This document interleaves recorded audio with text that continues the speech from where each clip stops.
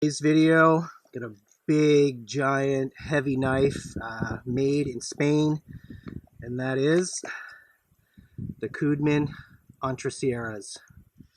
All right, so now for the specs. 6.3 inches long for the blade, 5 millimeters thick with some nice jimping here, as well as a finger choil. So very, very comfortable if you want to choke up and do some finer work.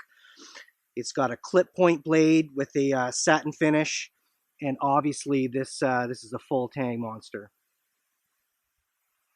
For the handle, it's about 5 inches long, black micarta with red micarta liners. You've got some 3 screws here holding it together. Very comfy, again, especially if you utilize the finger choil here. And the jimping for your thumb really allows you to choke up on the blade. And we've got a lanyard hole here as well. So overall, just a very, very comfortable knife. It feels really well balanced. I know my BK2 is a little more front heavy, and sometimes you get hand fatigue. I haven't experienced it with this knife. It's just very well put together. The sheath. It's a very rugged black leather sheath. It's got some attachments that I'll come get to in a minute. But one of the best functions of this sheath is that I can actually carry it scout style. So rather than horizontal, I've got the option now to carry this right off the side of my belt or even around the my back versus having to have it dangle. You have a little bit more stability and sturdiness with a scout carry style, and especially with a big knife, that's definitely a benefit. So overall, extremely well constructed leather sheath. All right, so for attachments, you've got a generic ferro rod and striker. Never hurts, but to be honest, I've never used it because I have one that I consider to be of higher quality. But to have that on your sheath in a pinch never hurts.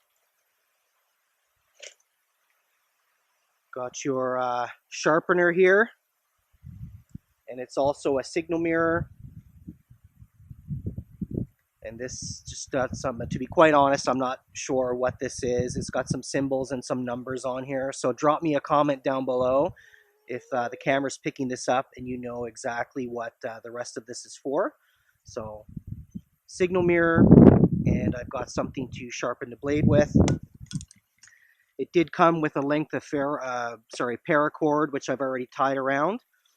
And if I want to lighten the sheath, I can take this off completely, and now I just got a couple of ounces shaved off the sheath.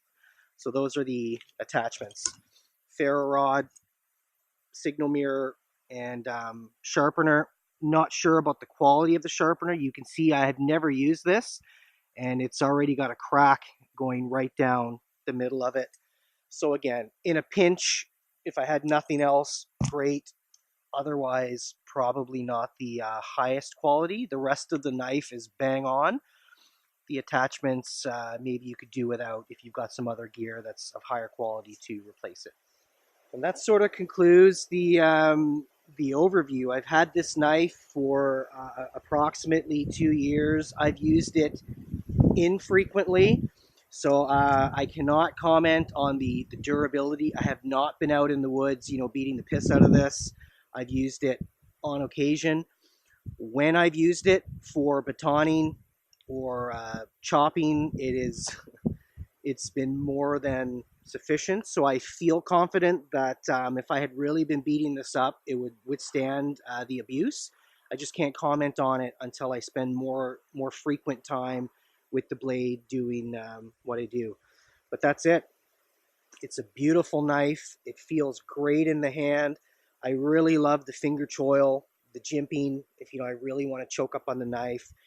Batons like a boss, chops like a boss, and lastly, it's a very unique looking knife. If you're sitting around the fire with your buddies, you might be the only one to have this blade. They're not a widely known company, and for that reason, it's got a little bit of an extra cool factor as well. And I'll leave you with that. Just a beautiful blade that I hope to spend more time with, and then perhaps I could do a long-term review. Cheers.